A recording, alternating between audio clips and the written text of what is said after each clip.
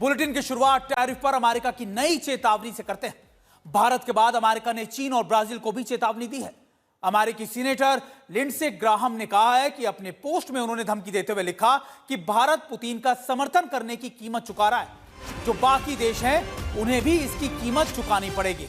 Lindsey Graham ने ये भी ट्वीट में लिखा कि कीव पर रूसी हमले को लेकर उन्होंने कहा है कि कीव में रूस के हमले में 21 लोगों की मौत हो गई है और 48 लोग घायल हुए हैं।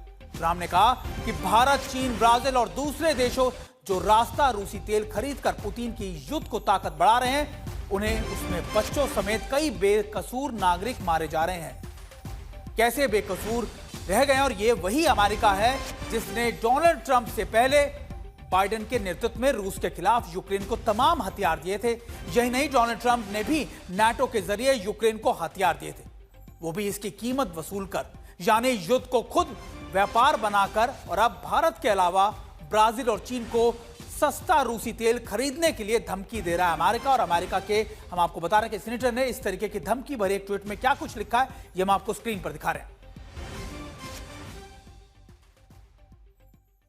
और अमेरिका की इस धमकी का जवाब चीन ने ही दिया है। टैरिफ को लेकर अमेरिका की दादागिरी को अब सीधे चीन ने चुनौती दी है। चीन के विदेश मंत्री वांग यी ने ब्राजील के विदेश मंत्री से फोन पर बातचीत की है। इस बातचीत में चीन के विदेश मंत्री ने कहा कि उनका देश ब्राजील के साथ तालमेल को और बढ़ाएगा। यही नहीं, चीन ब्रिक्स देशों के साथ मिलकर एक तरफा टैरिफ और धौंस के खिलाफ भी लड़ेगा। आपको बता दें कि भारत के अलावा ब्राजील ऐसा दूसरा देश है जिस पर डोनाल्ड ट्रंप ने 50% टैरिफ लगाया है। और ब्राजील के राष्ट्रपति लुला दे सिल्वा ने साफ कहा था कि वो ट्रंप से बातचीत नहीं करेंगे। वहीं चीन, ब्राजील और रूस और भारत ब्रिक्स के देश हैं जिन्हें अमेरिका अपना प्रतिद्वंदी मानता है। अमेरिका ने चीन के खिलाफ टैरिफ को 90 दिन के लिए रोक दिया है, लेकिन अमेरिका ने धमकी दी है कि टैरिफ को लेकर चीन और ब्राजील पर सख्ती की जाएगी। इसे देखते हुए चीन के विदेश मंत्री वांग यी ने ब्राजील के विदेश मंत्री से बात की है और ये बातचीत उन्होंने कल की। 31 अगस्त को चीन में एससीओ की बैठक भी होगी, जहां प्रधानमंत्री मोदी राष्ट्रपति शी जिनपिंग के अलावा राष्ट्रपति पुतिन के साथ द्विपक्षीय बातचीत करेंगे। इस दौरान अमेरिकी टैरिफ का मुद्दा इसमें खास रहेगा और इस बातचीत का प्रमुख मुद्दा रहेगा। और जहां तक कीव पर रूस के हमले की बात है, तो अमेरिका के राष्ट्रपति डोनाल्ड ट्रंप ने इस पर चुप्पी साध रखी है। व्हाइट हाउस की प्रवक्ता ने जो बयान दिया है उसमें यही लगता है कि डोनाल्ड ट्रंप को कोई लेना देना नहीं है। व्हाइट हाउस प्रवक्ता कैरोलिन लेविट का यह बयान आपको जरूर सुनना चाहिए। सुना आपने? जहां बात होती है कीव पर हमलों को लेकर, वहां अमेरिका लगातार टैरिफ का रोना शुरू कर देता है। कीव में हो रही मौतों पर जहां यूरोप समेत कई देशों के नेताओं ने दुख जताया, वहीं राष्ट्रपति डोनाल्ड ट्रंप ने एक भी इस पर बयान नहीं दिया है।